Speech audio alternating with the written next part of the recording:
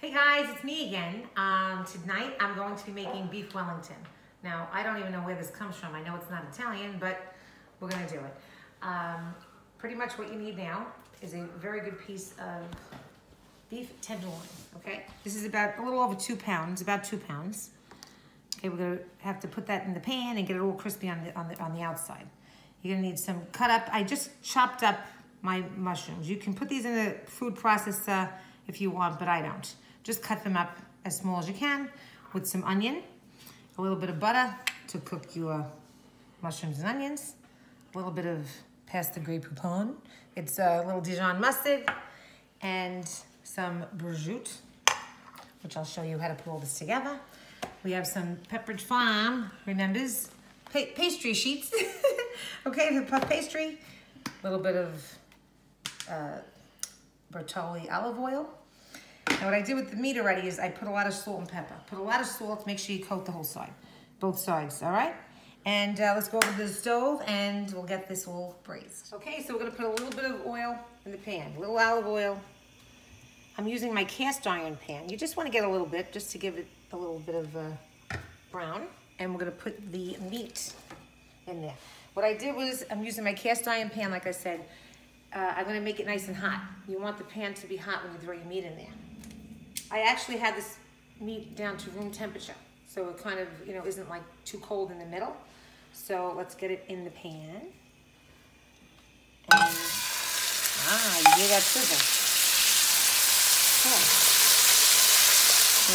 Don't move your pan until, don't move the meat until you know it's all nice and brown on one side. Let this go for a few minutes, and we'll come back and check it in about 5 minutes. Okay, so now the meat is actually nice and seared on every side. What you want to do is get a nice sear, even on the little ass sides over here. See? You want to make sure you keep it upright a little bit. I already did it, but I'm just showing you. And what you're going to do is you're going to leave the inside pretty much raw. Okay, so you want it to be basically like, like when you touch it, it kind of moves around a little, We're going to let this sit and rest. So I'm going to put that over here, just let it rest for a while. And back to the same pan. Now you're going to lower your heat just a little bit. You don't want that to be as high as the meat because you don't want this to really burn. Now in here, this is what I do. I take a little bit of butter, maybe like 2 or 3 tablespoons. Again, make sure your pan's a little bit lower this time. You're going to get that in the pan. Let's get that a little bit melted. And then we're going to throw in the chopped onion.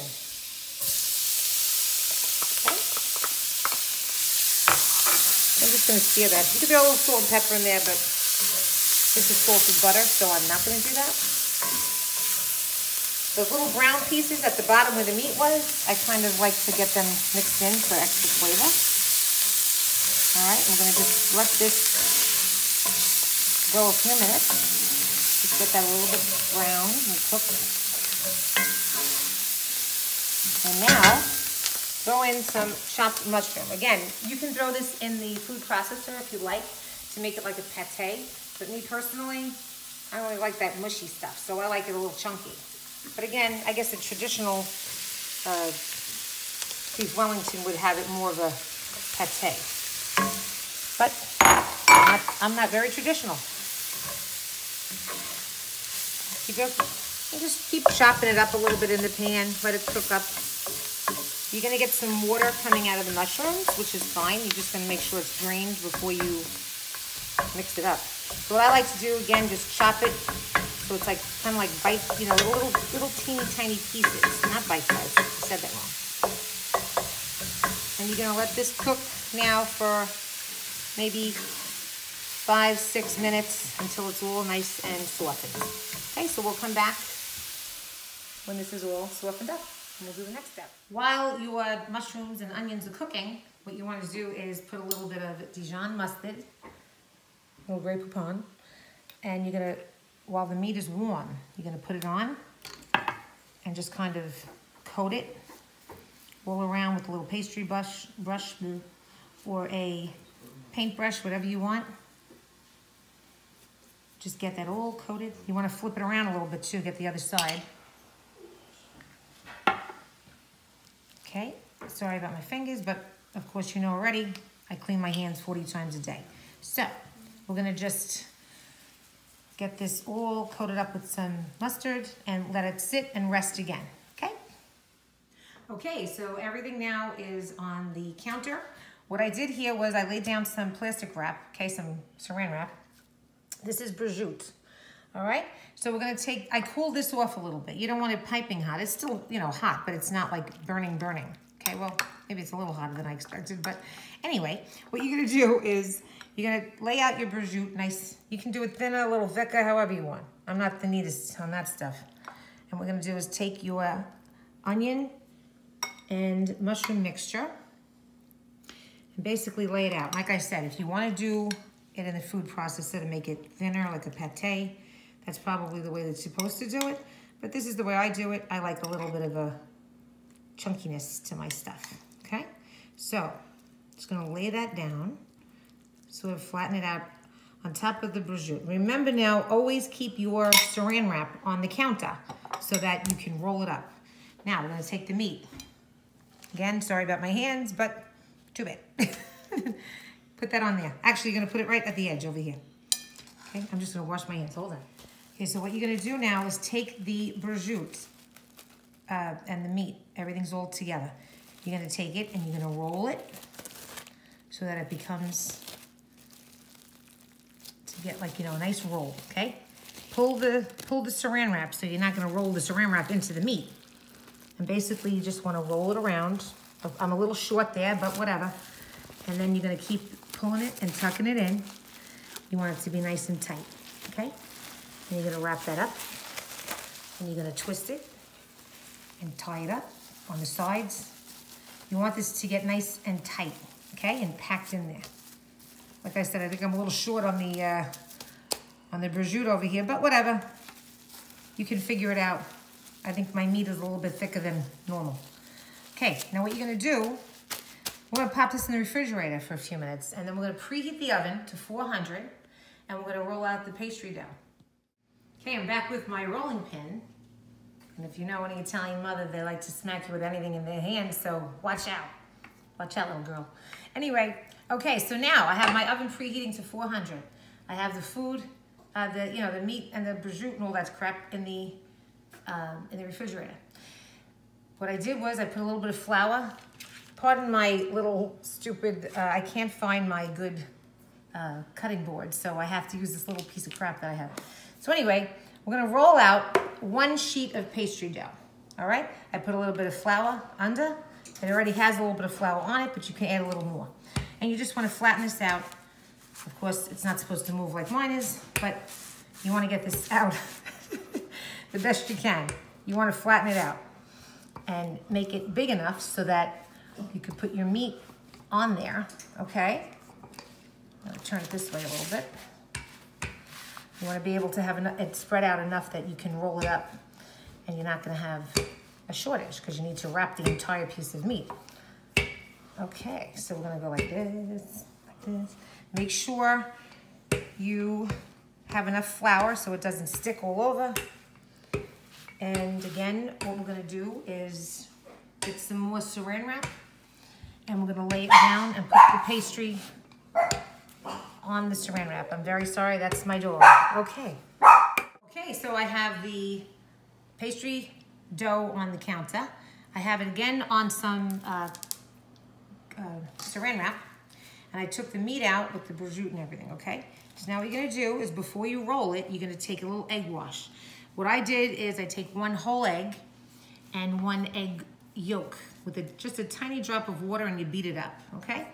And you wanna go around the entire inside of the pastry dough. This will make it stick nice and roll up the thing. Okay, we're gonna hold on to that because you're gonna need it at the end. Okay, now, you're gonna pull it like this, okay? And same thing like before, you're gonna roll it. Okay, we're gonna roll it with the saran wrap. Whoops. Go a little quick, everything's gonna fall out. Okay, pull your saran wrap up and you're gonna keep rolling on the dough. Kind of tuck it in, all right? So it gets a nice tight thingamajiggy. All right, and you can pull it back because I'm a little far away. And what you want to do is you want to tuck in these side edges. Make sure that you don't put the dough too thick or it's not going to cook right. Okay, now here is what it should look like. I have a pan over here that I have parchment paper on.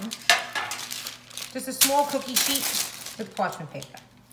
So I'm going to transfer this over here. Make sure it's nice and tight. And then you're going to do a little more egg wash on the top. You want to make sure that that has a nice shiny